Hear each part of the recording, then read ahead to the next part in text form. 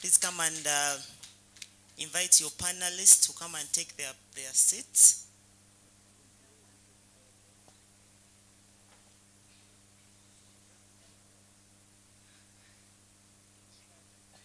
Thank you very much, Maggie. A good afternoon to you all. Hello, people. Good afternoon to you. Yes, my name is Isabella, and I am happy to be here. I am happy to see a couple of familiar faces, but also happy to see new faces. It shows that the movement is growing, and I will be moderating the session. So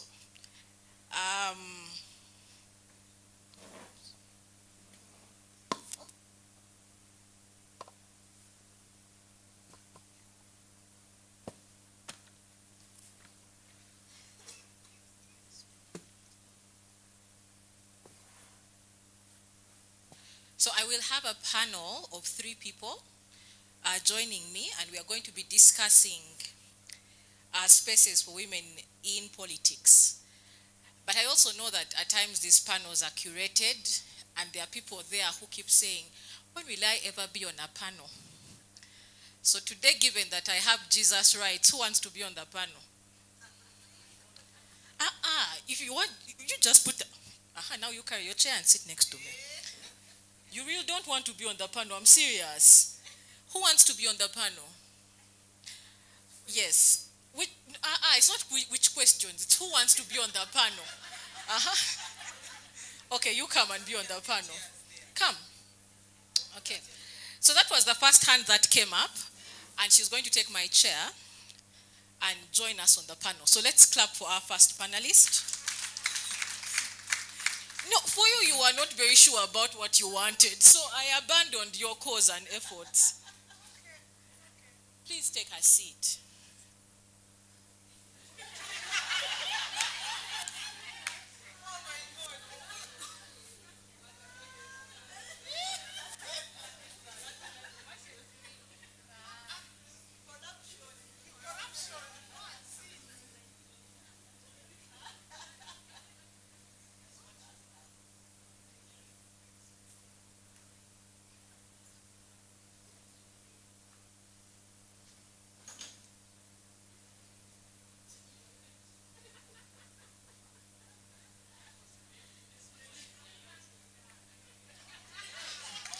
No.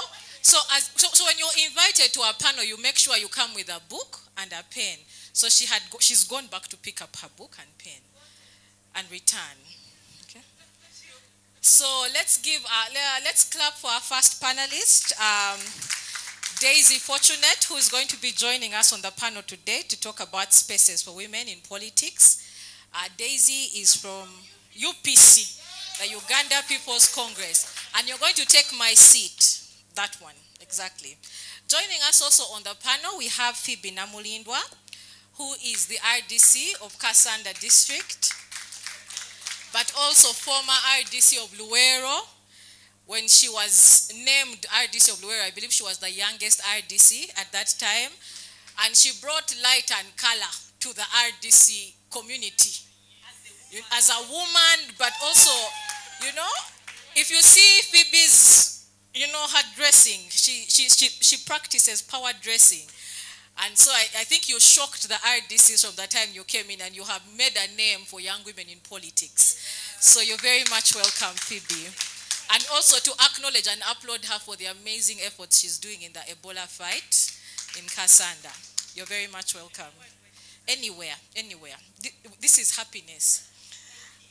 Next on our panel, we have Oyat Sharon, who is the UPC National Spokesperson, but also a Piper alumni. Sharon, where are you? Pardon? So you people can't complain that UPC is oversubscribed, And the reason you cannot complain that UPC is oversubscribed is because any of you had the opportunity to take my seat. Only 3 people put up their hands. 3, her neighbor. Okay, but you put your hand down. I'm not sure I want to count you. Okay, and so 4 people. her, and then there was someone next to Ivan. So the rest of you, you don't have the moral authority to complain. But you're very much welcome, Sharon. And lastly, we have Miss Aparo Evelyn, who is also a Piper alumni, but also the woman chair, Kitgum District, and she belongs to FDC. Yes, and Phoebe is a member of NRM. I didn't mention that. Yes. So you're very much welcome, ladies. So we're going to run this panel for the next 30 minutes, and so we will be done at exactly 4. To the ladies who are on the panel, we are going to have a conversation around spaces for women in politics. And many of you, or I believe all of you, have been part of the Piper program. And you also know that this is a program that specifically recruits from political parties. Okay? And yet, even with that recruitment, we are still not reaching as many women. We still have challenges of women's representation in political parties. And so I'd like us to have a round on your thoughts around how we can increase the participation of women in political parties. Yeah. I don't know which of you would like to go first. So how do we increase the participation of women in politics? Not even political parties, but in politics. Because when we have programs of this nature, we are recruiting from the political parties, which already have very few women. So how are we ensuring that we have more women being recognized and participating in politics, especially young women? Yes, Phoebe. Thank you so much, Isabella. Like I was introduced, my name is Phoebe Namulindwa, and I'm the RDC Kasanda.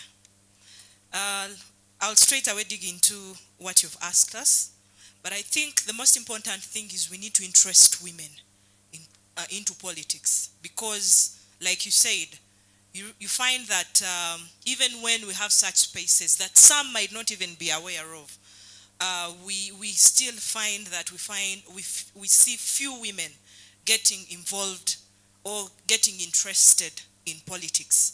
I think this is attributed to quite a number of factors. Was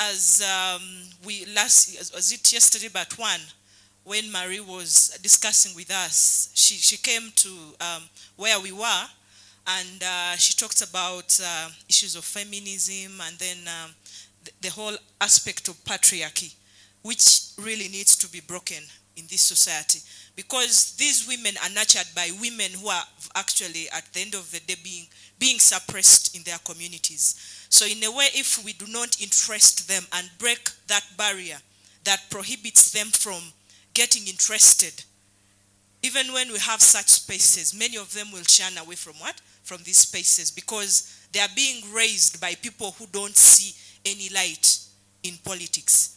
And in that workshop, or in that interaction we had, many of us had a privilege to listen to the testimonies that were coming from some of our colleagues, what they have gone through and what they are still going through. So if a young woman, assuming at that time someone was just, like randomly you bump into a workshop and you hear the things that are happening to women, the violations that are happening to women, I personally, I think I would not want my child to venture into politics. So there are things that we need to do deliberately to ensure that we interest these women, we create an environment that is favorable.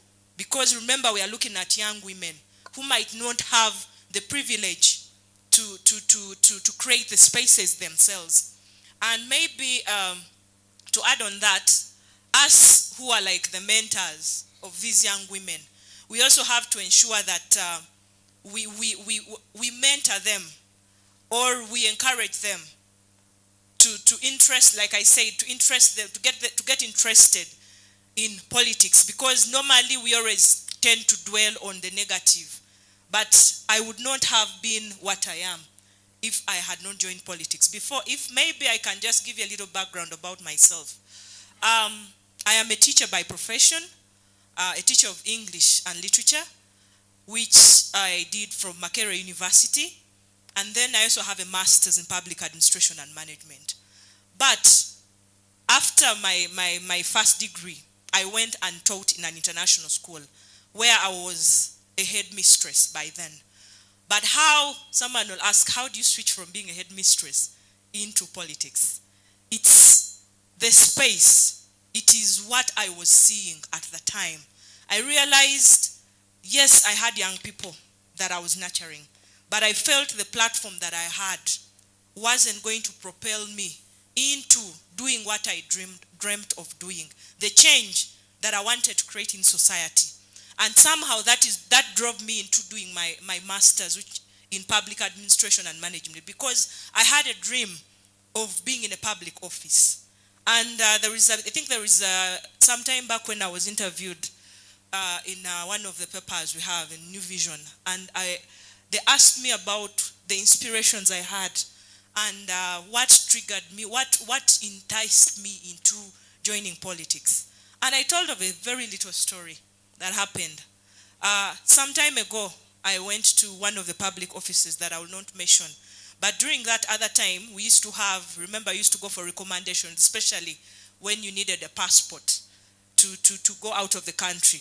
At some point, I thought, I'm this lady who always thinks of being prepared, always adding something on myself, because I know opportunity doesn't find you in bed. Opportunity finds you when you're prepared. Even when an opportunity strikes, I'm telling you, no one is going to find you wherever you are. You need to be aggressive in order to fill these spaces. So I reached out, went to this person. I was in that office by around 8:30. The lady came in at around midday midday while we were seated there. And there was an old lady who joined me by then. She was being evicted of her land. But you know how old women are. Even when you're not interested in her stories, they always tell you the story of what they are going through. So I listened to her, and she told me about what was happening in her area. And she was running to this particular office to see that she gets justice. But unfortunately, when this lady came in, she came in at 2:30, and at around 1, she marched out. So the secretary comes and tells us that, unfortunately, you're not going to be able to see Madame because she's going out for lunch. And when she goes out for lunch, I'm not sure if she's coming back. It was a heartache for me, because at that time I think I only had 4,000 in my pocket. But at some point I looked at this young lady. I stopped thinking about myself, but I thought about her because she said she was sleeping outside. But in that time I was thinking, like, I need to change this. I asked God that in case I'm given an opportunity, I'll never treat anyone, because you don't know what other people are going through. And that has driven me.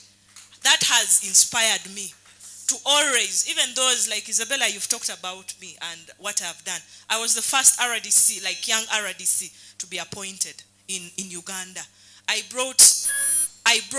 made the president have hope in young people, because when I had that space, I never misused that space. And that is why you're seeing so many young people who have been who have now entered into, who have been appointed to become RDCs. But that space initially wasn't there. So what I'm trying to say is that we need, us who are in these spaces, we need to ensure that we interest those young people who are out there, who might not know that these spaces exist, but also young people, young women who are out there. No one is going to give you the space.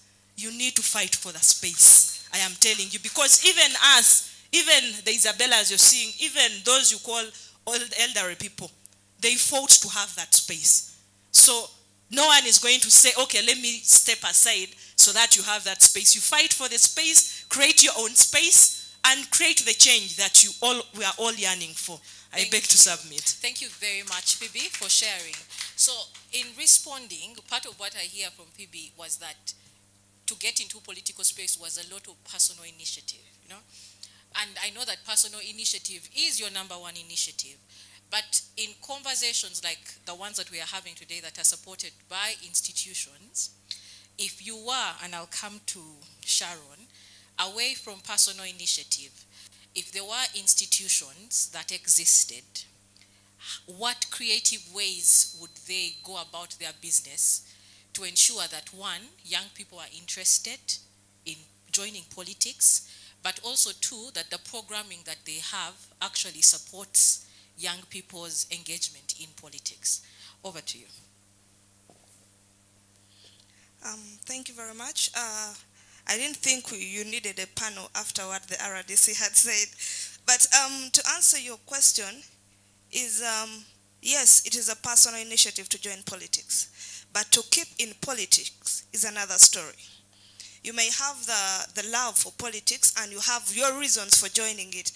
But to keep into the politics, or what most people call it the game of politics, it takes a lot. And one of them is the political party you choose to be in. And in that political party, the policies that are in that party should be able to provide a platform for women to advance themselves in understanding which kind of politics they would love to be in.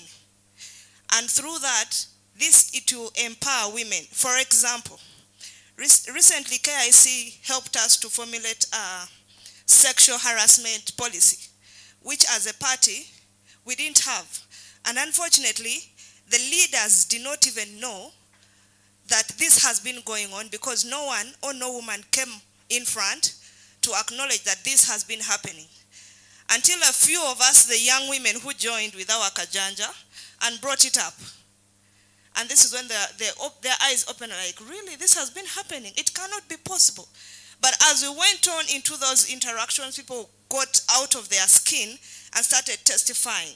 And that is when it opened their eyes that, oh, that's why we have less women in the party. So some of these policies that we undermine, or some of these laws that we undermine as a party, also prohibit or can also strengthen women into your party.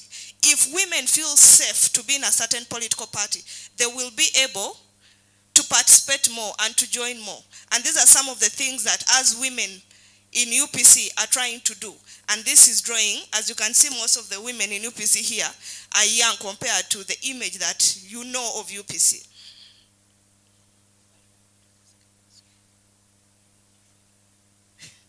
The second question was what? So I was asking what institutions can do to support beyond individual initiative to ensure that we have more women being part in politics. And that is not even constrained to the political party space, because, for example, when you interact with a lot of women, they may not subscribe to a political party, but they might have aspirations to join politics. So how do we ensure that we are having more women, for example, joining politics, but also joining political parties? I will give an example of a discussion we had with during Maria's session of the of feminism, when some of us were like, the Prime Minister should behave in a certain way, and others were like, no, she had 2 years to improve herself. So that gave me an impression that if us, the women, are able to fight each other rather than correct each other, right? Of late in social media, people are saying that women should carry the crowns of others. We should be able to fix one's crown rather than remove it. Now, the challenge as women we concentrate more on fighting each other, on looking out for the faults in one another, rather than looking out of what is Sharon doing right that I can use to improve myself. Or what is, okay, Phoebe is doing it wrong. How can I help her make it better rather than coming in an attacking way? There is a way you can come and tell someone that, look, what you're doing is not right, rather than attacking, and it can be done privately rather than publicly to create an impression. We have that. I don't know whether we are disunited, or it is envy, or there is something that is not right that I can't put a finger on, that we have a tendency of fighting each other even when it is not necessary.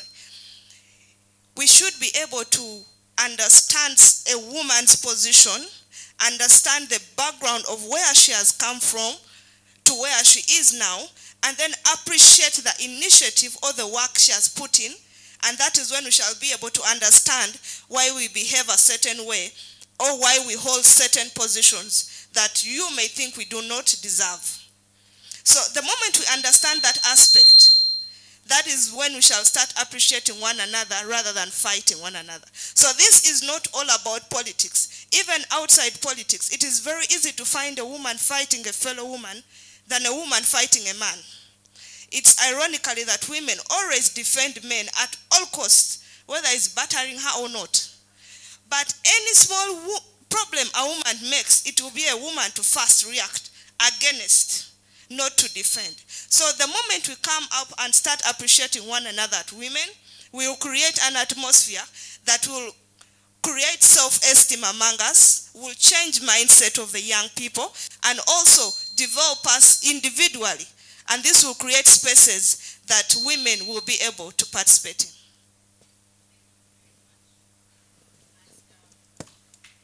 Much, Sharon. I'm going to move on to Evelyn and Daisy, and I'll pose the same question to the two of you. Both of you have benefited from the Piper program. If KIC had a blank check around ensuring that more women were involved in politics, what are some of the things that they are not doing now that you would want them to invest in to ensure that we have more women in politics? Well, thank you so much. I'm Evelyn Aparo, former youth councillor, Kidgum District, presently chairperson, Women League, Kidgum District. I'll pick that from yesterday's facilitation. The very first one, when the facilitator displayed the different districts, and then we had to name them. That brought a lot of questions, concerns, and a lot of ideas, politically, socially, into my mind. Because sometimes, as young politicians, we look at ourselves as we're nobody. Like when you stand out to speak, you won't say it right.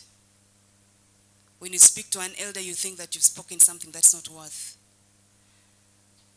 So from that, I learned a lot in this humility as first judgment that we pass on to someone before we know them.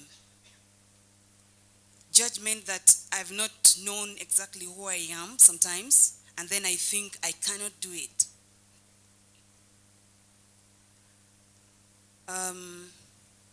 Looking at the roles as a young leader,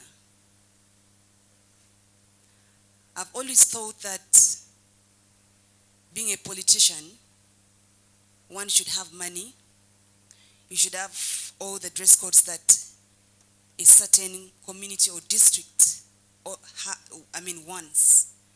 But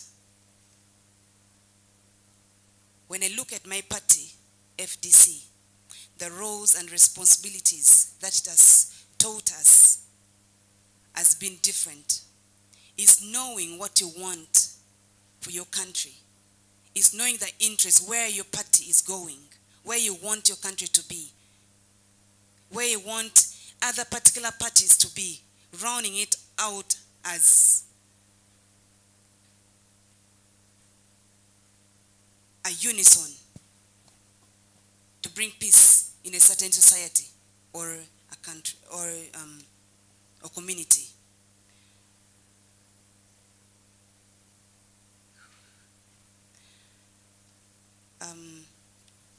Maybe, will I come to your question?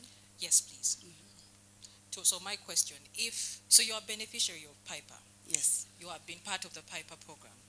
Are there things that you would want Piper to do, or KIC to invest in, that they are not currently investing in, and you say, if you do this, we will have more women taking part in politics, and we shall have more women staying in politics. And what are those things?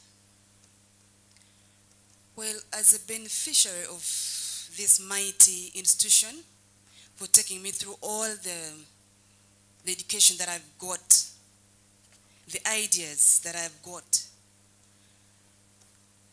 I see that mentoring us as mentors of the communities that we come from, I look at myself like a mentor because I have a number of teams, of groups, of women whom I have mentored into leadership. As a result of what I have got from KIC, what they are doing is the best that any other youth would ever receive.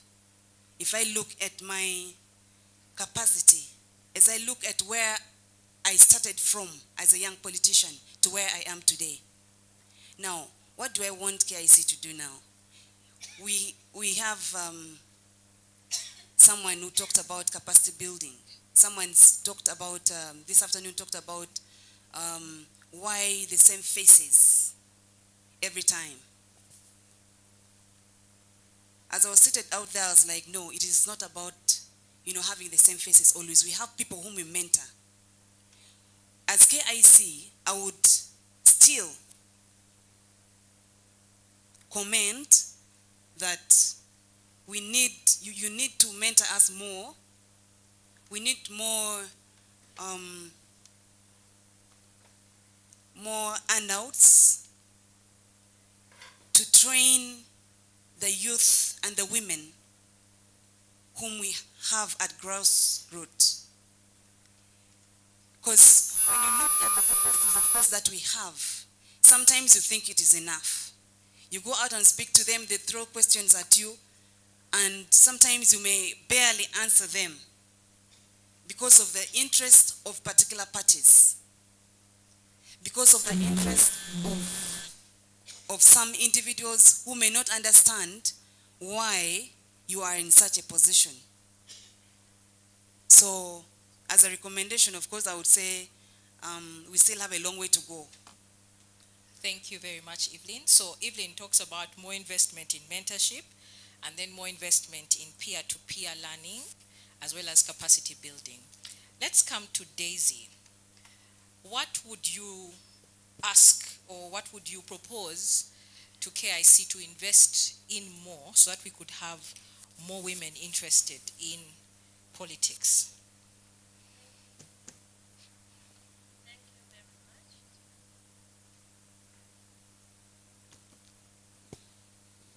Thank you very much. What we can do to bring more women in politics, there is what we call male chauvinism. As ladies, we should know that we can make it, we can be strong, we can overcome the so-called male who call themselves the lions. How are we going to chauvinize them? By breaking the yoke of feminism, doing what they think that we can't do, climbing the hills they think that we can't climb as ladies. How are we going to do that? Us being ambitious.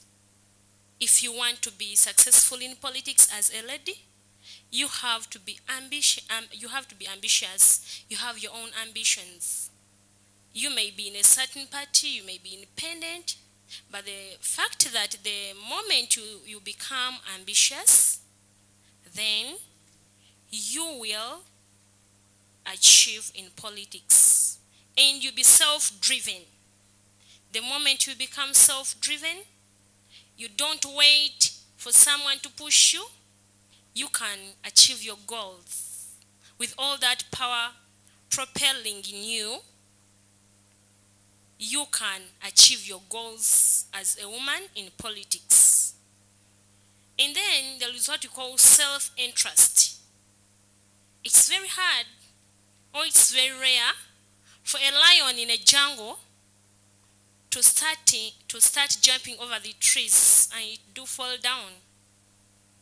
The moment we start create more, like we sensitize ladies about politics. Some of them, they hear politics by words, but they don't know what is inside. But the moment we carry out sensitization amongst the young ladies, amongst the young women, they will know how valuable it is. For example, we can have such conferences in all regions. Yes, today it is in Central. Tomorrow it can be in West. Next time it can be in South.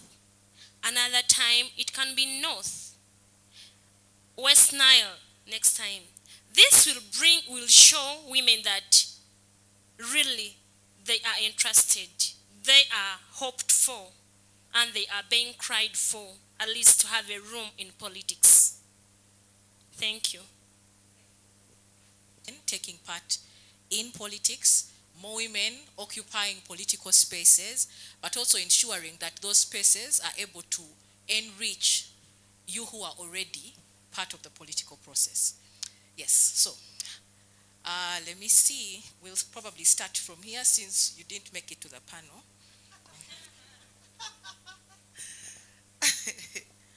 Remind me of your name again, please.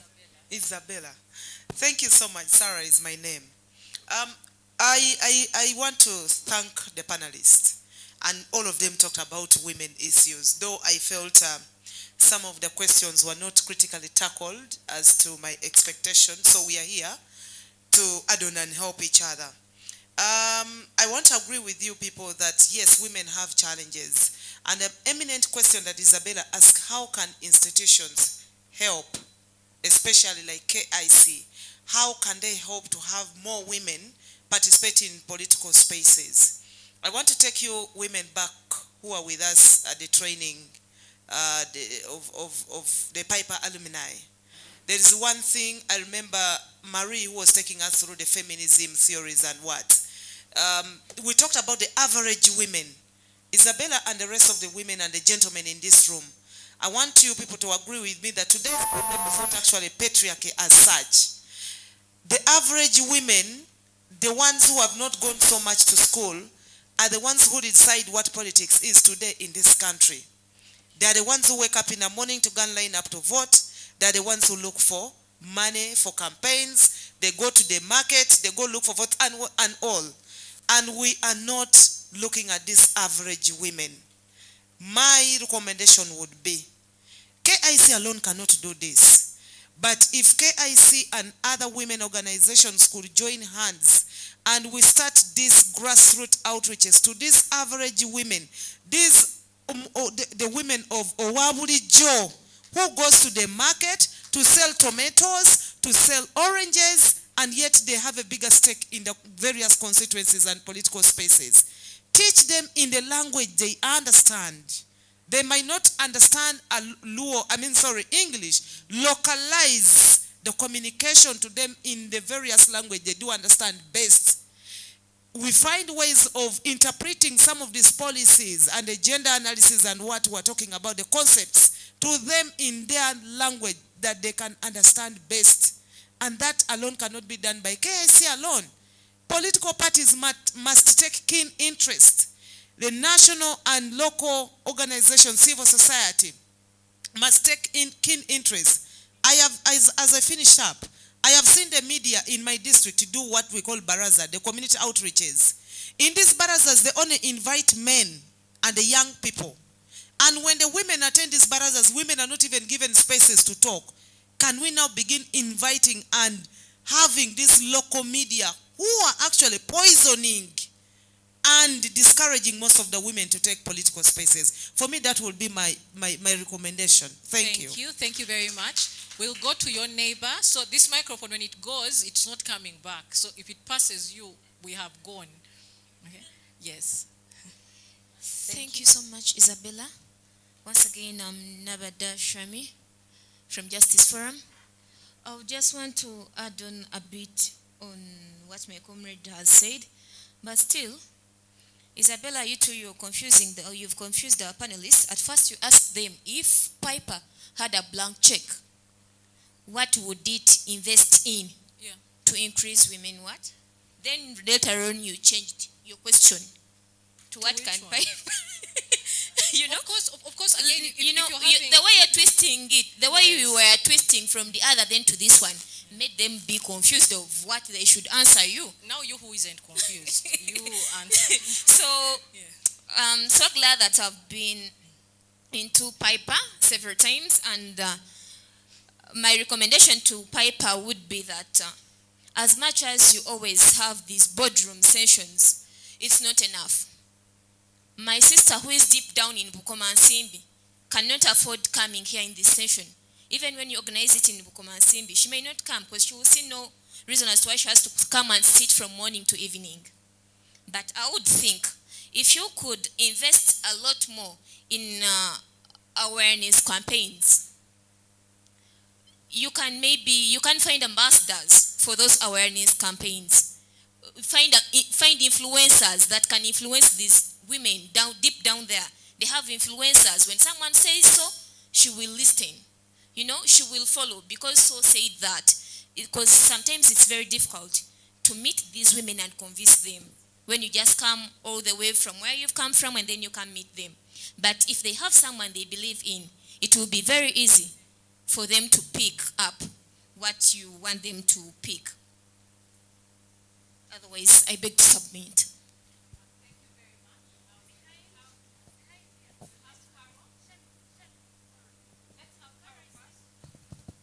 Carol, let's first have Carol. No, it's okay, you can stay with it. Thank you so much, Isabella. My name is Carono Michelle Caro.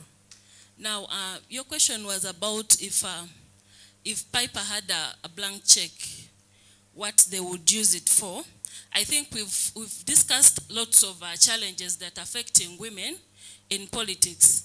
And I think it's high time we begin implementing the challenges because we have very many of them on our fingertips. So how about if we go back to the community, if most of us that the challenges are affecting us is funding the campaign, the finances, then we look at how to help women have fuel, reach out to their voters, have posters, because we've empowered them. Most of them have been empowered, but they have failed to contest.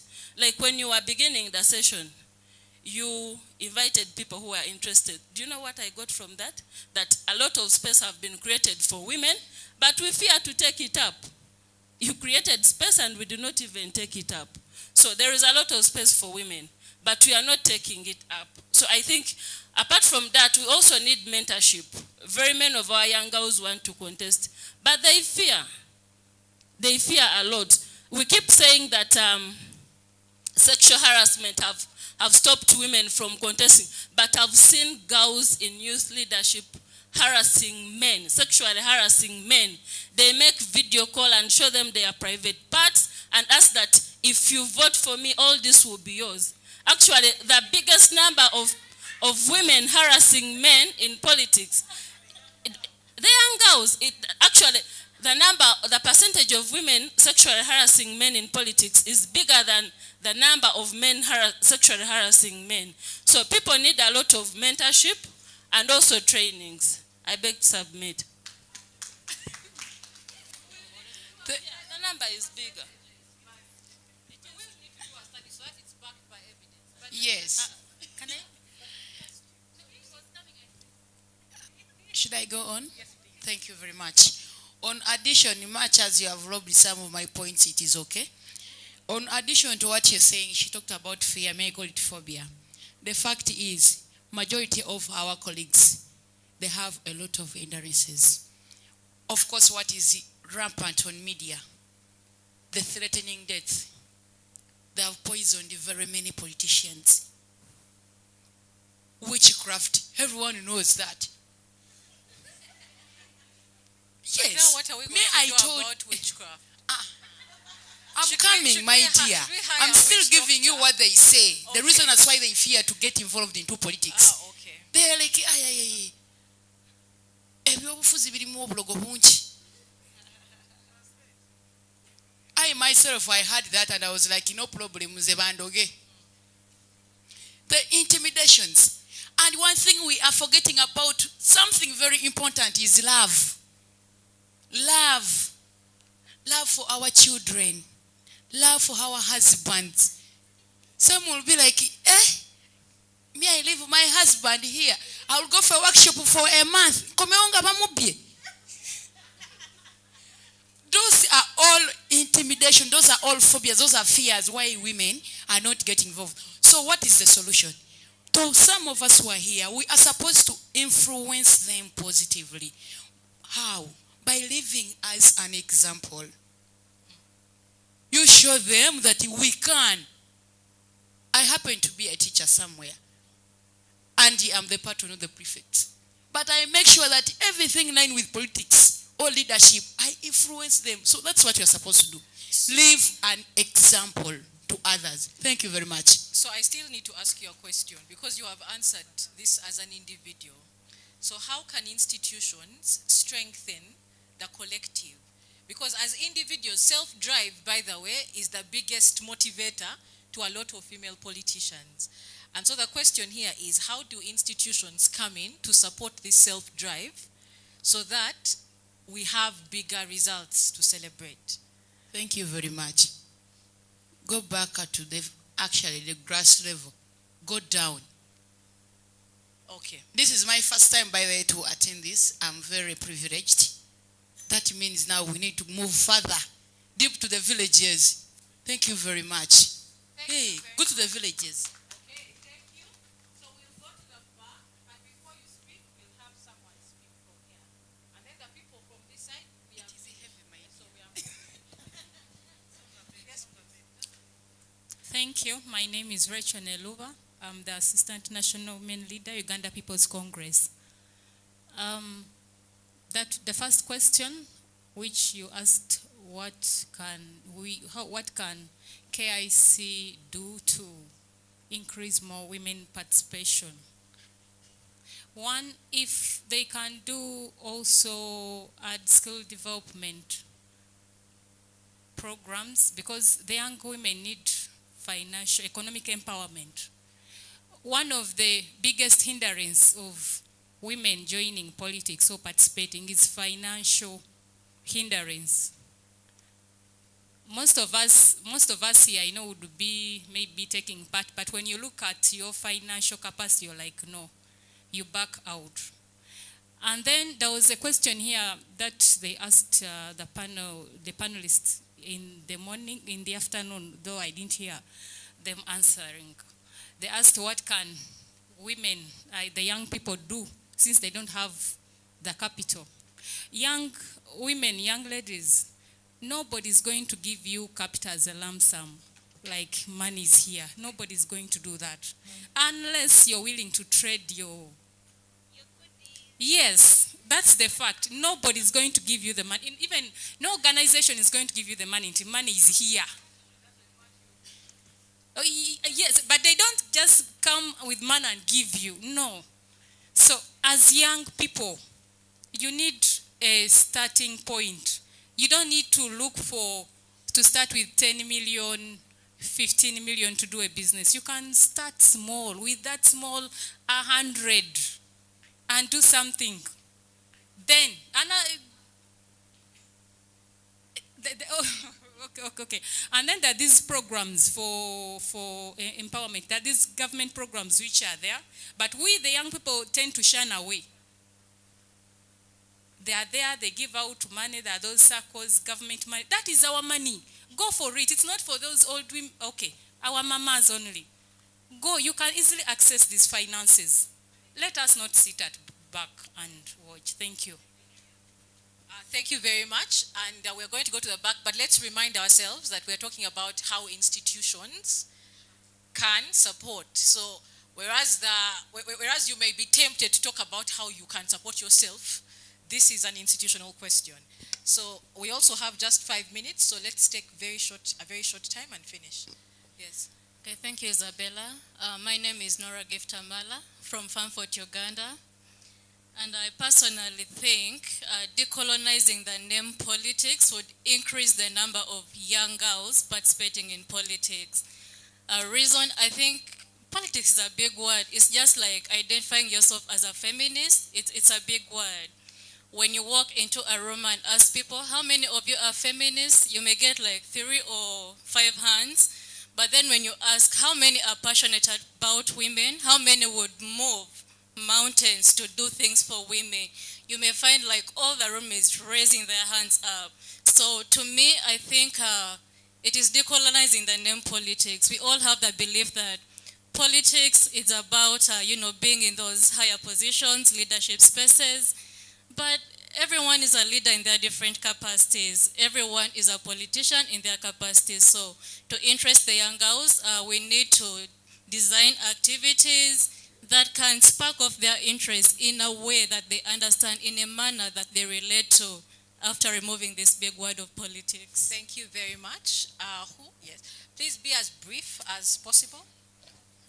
Thank you very much. I am Nikwa Bizwina from UPC. I'll talk about the initiative, how we can call upon more women. So I'm going to talk about from the grassroots. Let's go back to our families first.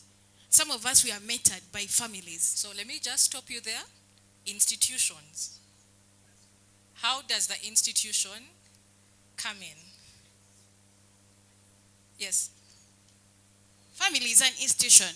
Yes, family is an institution, but we're talking about institutions that do work, organized institutions like NGOs that do work around, investing in women in politics. So what can they do differently to make sure that we have more women being part of politics, but also what programs can they introduce that can strengthen even the existing community of women who are in politics?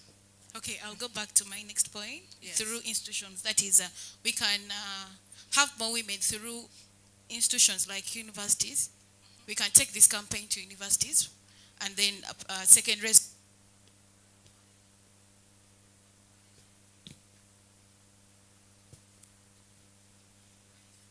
You try and shout.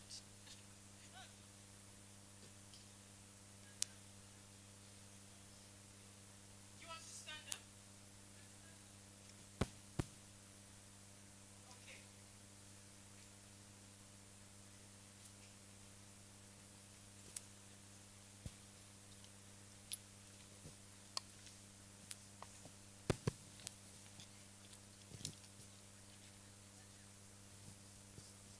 Sorry about that. I was still saying we can advance this. We can advance this like more women in politics. We need to go back to grassroots. That is schools. If you need more women, you need to group them from ground. You need to include universities. You go to university institution, talk about politics. You'll find like out of 100, you'll pick like 30. From there, we'll group women, more women in politics. Then you stopped me when I was talking about family, but make me talk about it. Some of us, we are mentored through our families. They play a biggest role in grooming us. You may find a family of 4, but at least one person may break that terror, and then others will join the crew. So I think also families play a very important role in mentoring us in politics. We may forget where we started from, but all of us, you may say, I'll give an example. I studied from India, and Indian families, most of them, if a family is an engineer, you'll find that a daughter, a son, a mother, all of them, they are engineers. So it will be mentored through that. I think we can do it. Okay, thank you very much. So invest in programs that bring about the families. Let me just see the hands that are left. Okay, so we have 1, 2, 3, 4, 5. Those are your numbers. Okay. Okay. My contribution, one is, at least for organizations that are coming out to support us from these very nice boardrooms. As we leave these bedrooms, one, let us have programs which we are going to cascade to our people at the grassroots through support by the organizations themselves.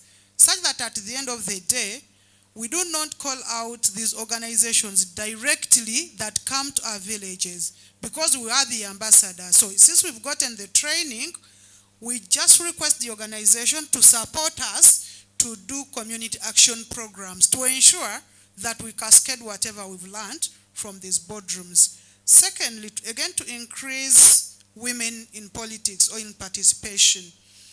Organizations like, as we train young women, the space for exposure for older women today is reducing day in, day out.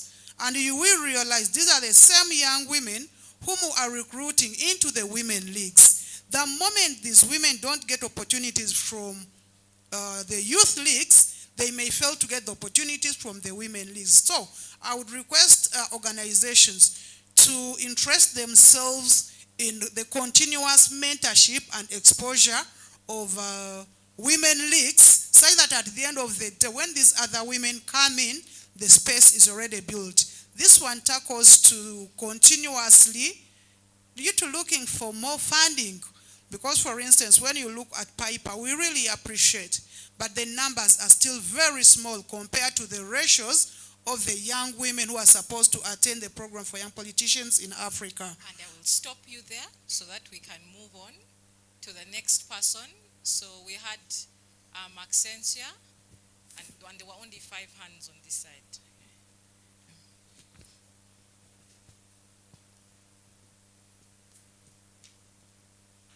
And I'll ask that we are very brief because now we are 10 minutes after our scheduled close time. Okay, thank you so much. Once again, I'm Margaret Natabi from NUP. First of all, she has brought the first point I wanted to bring. However, what I wanted to say was, if we get the mentorship from here, we go and do something. Because the institutions have really tried to mentor us, but they can maybe do a follow-up. We go back, do something, and they do a follow-up. Because I think after speaking a lot of English from here, we go back and sleep with our English and we don't do anything. So institutions should make a follow-up. Another thing, there are some things that are making our young girls or our young women fear to come to politics. For example, you see the brutal arrests.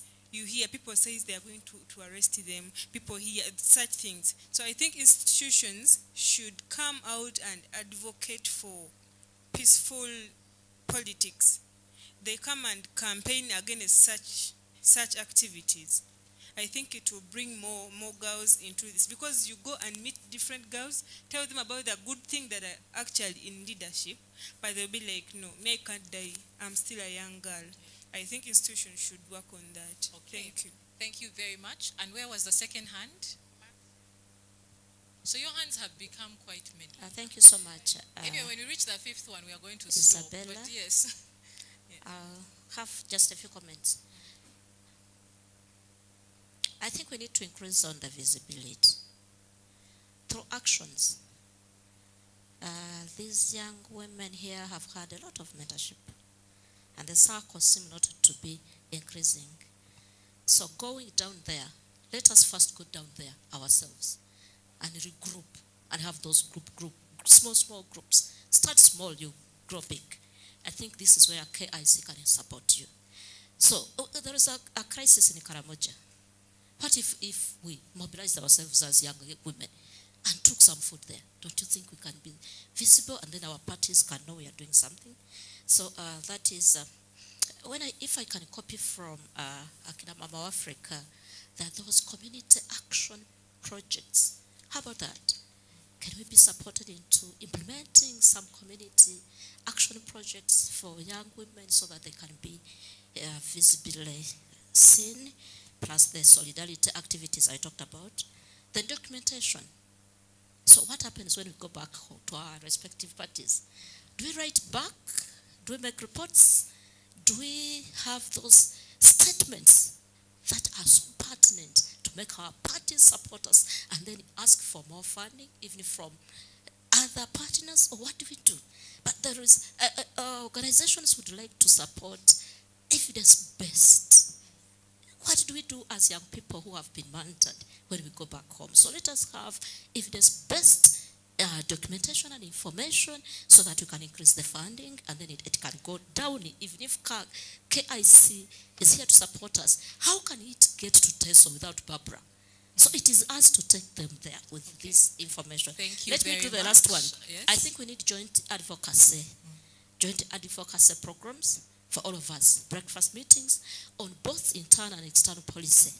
Because we saw in the morning these policies which are shelved within the parties and outside the party are also affecting us. But I heard Mr. Tim mentioning academies. Let us understand these academies. What are they there for?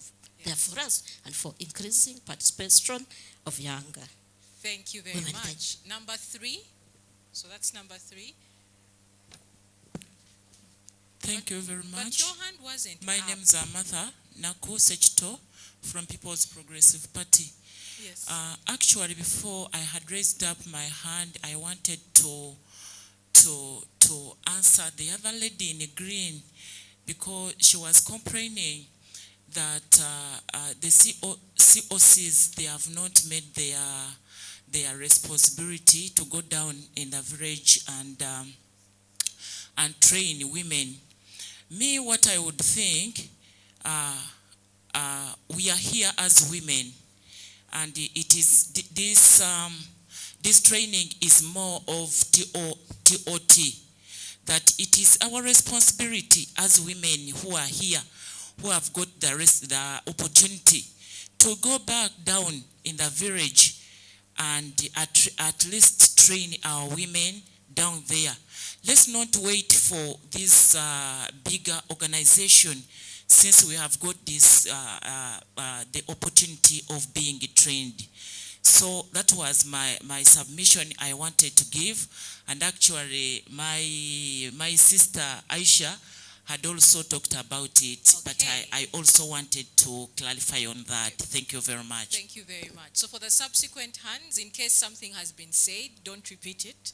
So grassroots has been provided for, community action groups have been provided for, research has been provided for. So let's have submissions which have not been provided for. Once again, Tumhirwe Naume FDC Chira.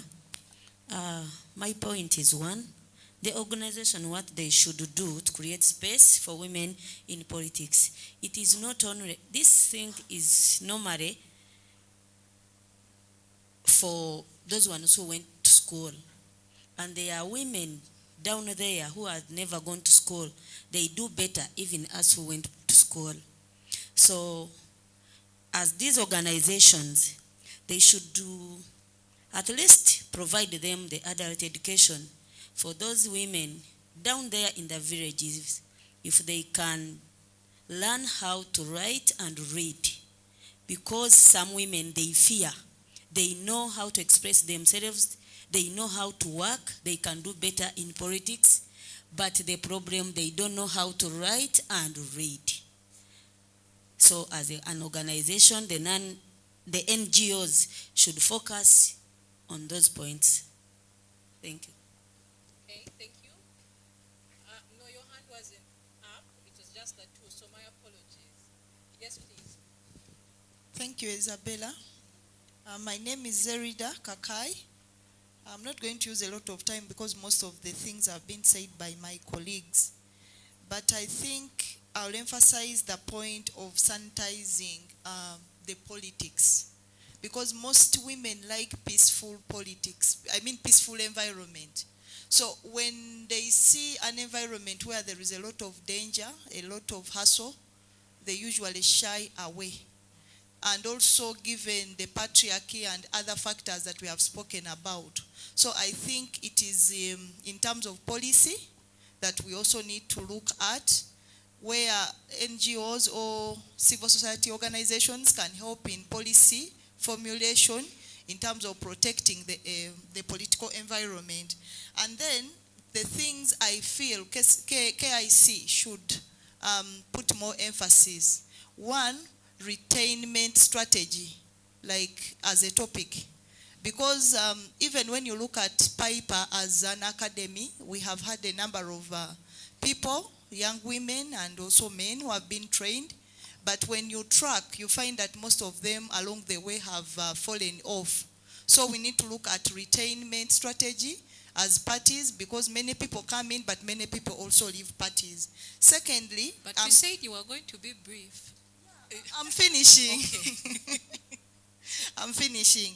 I think we can also organize public debates, because in the morning there was a case scenario of the Masaka woman MP who could not express herself just for a school in Parliament. She wanted a school in her constituency and she couldn't.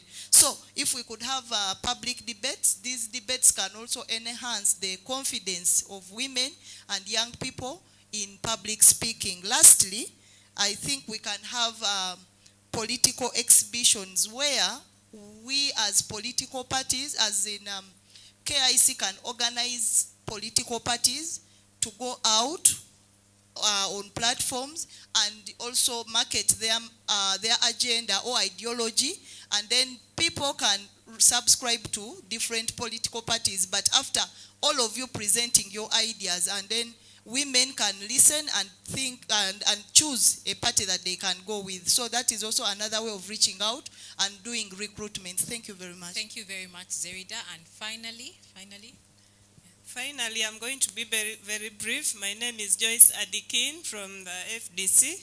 So I'll just focus on one point, and that is sensitizing the men.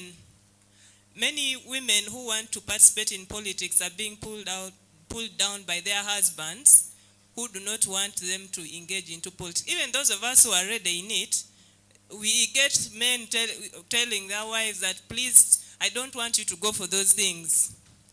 So we need to speak to men and not just focus on women, because we shall empower the woman and then the man disempowers. And remember, she's going to spend an hour with you here and she's going to spend a lifetime at home with the husband. So we need to talk to the men. Thank you. thank you very much. And let's give our panel a big hand clap. And a big hand clap to you. And Phoebe is asking for the microphone, so after Phoebe, we will hand over to KIC that badly needs to close this session. Okay. Thank you so much, Isabella. I also wanted to add one thing. I think KIC needs to review a little bit of how the sourcing of the participants is also done, because some of us have been examples. Because normally you find that in our parties things are not going well, especially where most of us are. I felt it's very important for us to also try and review basically how we source participants from the various parties. This I speak from a very informed point of view, where you need to get interested in what happens in these leagues.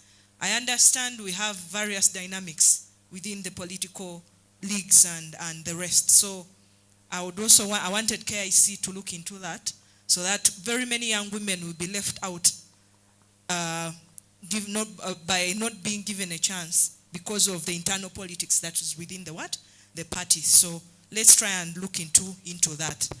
Then the other thing is, by keeping in touch with us, especially us who have attained positions, I think this can actually help attract, like everyone was talking about, being ambassadors. If we keep in constant communication with the civil society and perhaps KIC, then we can be able to keep on track, so that we can be able to go down the journey of being agents wherever we are, knowing that we have a mandate to play to ensure that we entice and attract quite a number of women into the spaces, that the opportunities we've been given.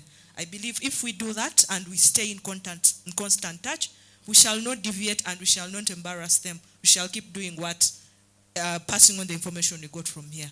Okay. I beg to submit. And very briefly? Just very brief, I want to thank all of us, and especially KIC. Most of us have said that we need to go to the grassroots. We are already doing the grassroots.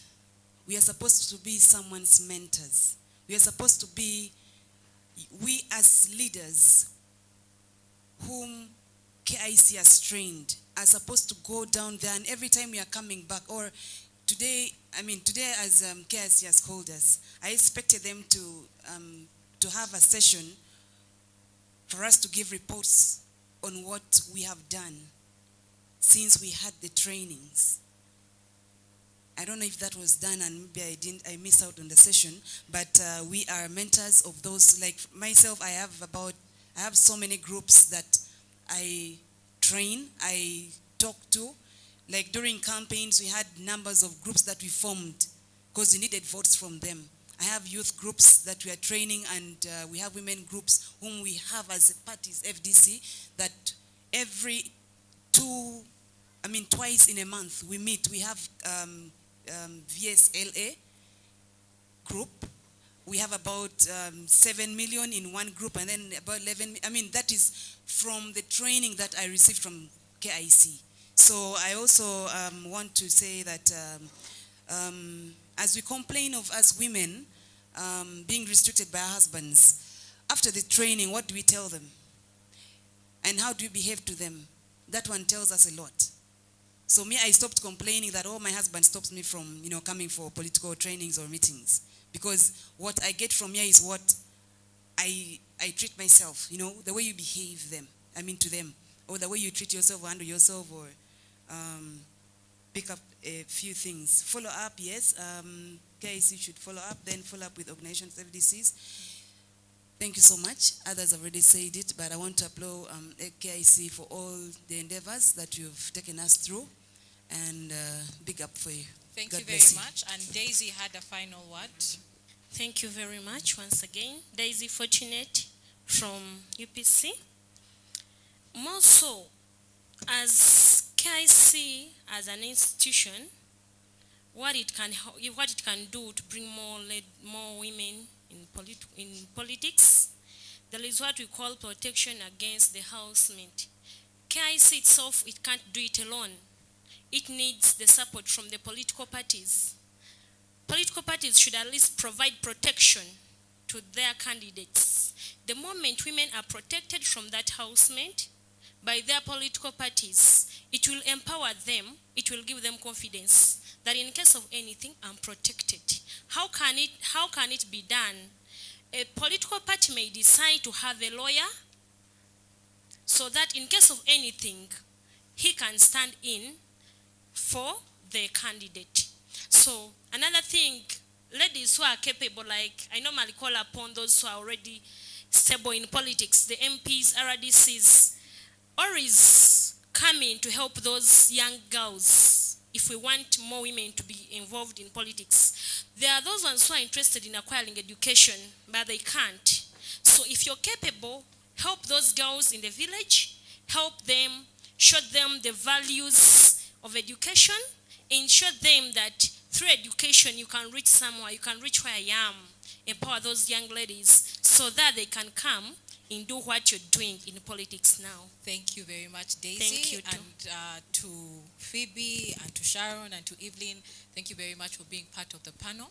And to the audience, thank you very much for sharing your knowledge. I believe this has been fruitful. And yes, so we have one final comment from the audience that talks about gray areas in the law, and KIC could lobby institutions to have these laws entrenched. And I will make sure that Maggie has this so that it's part of the rapporteur's report. Okay, thank you, Isabella. Guys, a might hand clap for Isabella and the panelists. Thank you very much. Maybe just one thing that I want to mention.